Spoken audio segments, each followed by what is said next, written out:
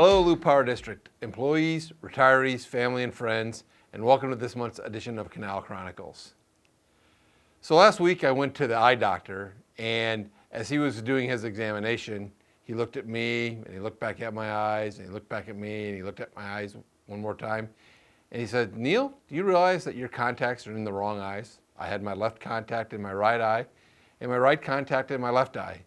And I thought, well, that's interesting. I wonder how that happened. And he said, well, possibly we labeled them wrong when we gave them to you, or maybe you just put them in backwards. I said, yeah, that could happen. And as I thought about that a little bit, I thought, you know what? Mistakes do happen. We hate it when they happen. We try as hard as we can not to make them happen, but they do happen.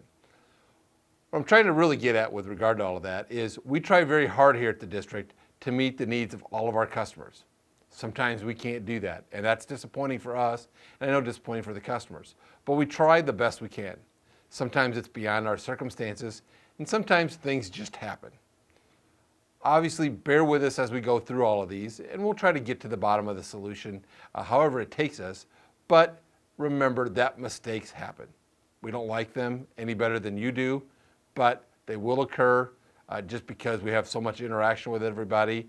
We have accidents on a regular basis, but not very many. And for a company our size, as few accidents as we have, that's great. But they will happen. And so just remember that the next time you're dealing with us or as a customer, or if we're dealing with you as a customer, that we are trying our best to meet your needs and we move forward with regard to that. At today's board meeting, the board heard a report from management regarding district water activities. There have been no activities in the last month as the district prepares to submit our 60% design drawings to the Federal Energy Regulatory Commission regarding overflow measures as a result of the March 2019 storm event.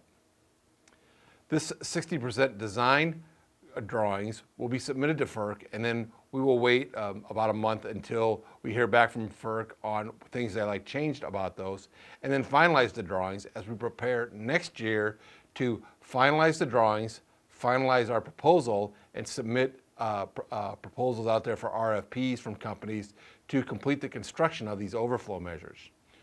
It is hoped by probably October of next year that the overflow measures will be in place, and we'll be able to talk to customers and people that use the canal a little bit more about what these overflow measures mean and how we will be using those in the future. We're pretty excited about the design drawings that came up from Olson Incorporated out of Lincoln, Nebraska, who have been helping us with these design drawings, and we look forward to sharing those with people as we submit those to FERC into the future.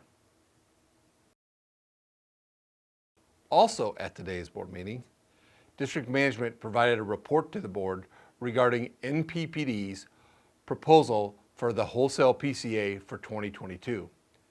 Currently, NPPD has 3 proposals that they gave to their board at their board meeting last week and are preparing a final proposal to submit to wholesale customers. Overall, we think that this will be advantageous for the district, and we look forward to seeing the district's proposal, or the NPPD's proposal, I should say, and how that will affect the district.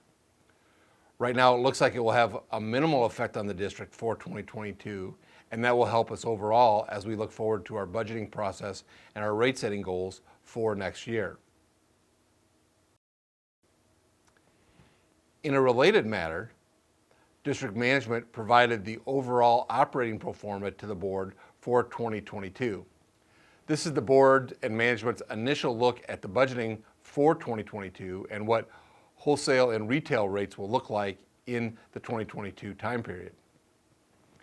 Although the district is looking to see increased expenses regarding operations and maintenance, mostly due to supply issues and just cost increases in general, it looks like overall the district will be able to hold rates steady in 2022. Currently, we are not budgeting any increase in rates for 2022, and we are looking to do that next year as a benefit to our customers. In addition, with a lot of talk in the news about increases in gas prices for next year, our ability to hold rates steady should provide a benefit to those customers that use electricity. This is something we worked very hard on during the budgeting process, and we will continue to look at that as we finalize our budgets for the November board meeting. But I'm happy to say initially it looks like there will be no increase in rates for 2022. At today's board meeting, the board approved a resolution for the retirement of Dan Strong. Dan's been a longtime employee of the district out at the Headworks, and although we're sorry to see Dan go, we wish him all the well in his retirement. Dan's been an employee at the district for over 35 years, and we wish Dan and his family all the best in his retirement. During the report from the vice presidents, CFO Walt Williams provided the board with an update on the district's financial situation through the first 9 months of the year. Overall, the district looks very good through the first 9 months, and we're pretty much right on budget with regard to most of our estimates. This is pretty amazing considering the ups and downs that we have during a general year, and the fact that we're pretty close to budget and we look like we're having a pretty good October. Looks like we'll be right on target by the time we get to the end of the year this year. That will really help us out when we do our budgeting for 2022, and another one of the reasons that we're able to keep rates steady for the 2022 time period.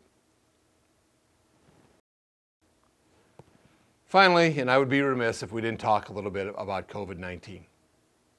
So here we are in October of 2021, 18 months removed from the beginning of the pandemic, and we are still talking about this awful disease. Overall, throughout the nation, we're seeing a decrease in cases, but here at the district, we are actually seeing some upticks in exposures and even those who are getting COVID. Most of this seems to be affecting those that are unvaccinated. However, we are also seeing some effects of those that are vaccinated.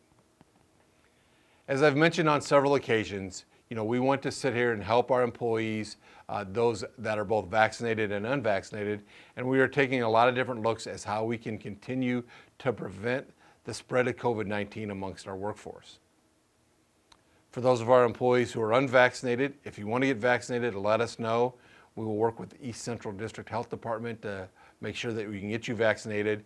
And we continue to talk to East Central District Health Department about booster shots for those who have already been vaccinated. This is an ongoing topic, and it doesn't look like it's going to go away anytime soon, even though I know there are many people out there that are sick and tired of talking about it.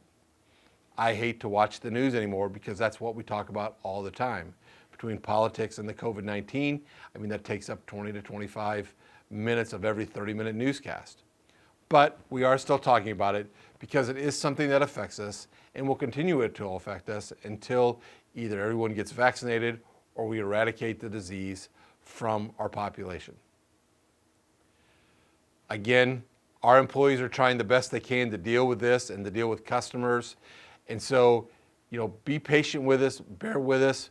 We're going to try to bear with you, and we understand that everybody looks at things a little bit differently. Each of our employees look at things a little bit differently, and we're trying to discuss and figure out the best way to manage our workforce to best meet all of your needs. So with that, and as always, be happy and stay safe.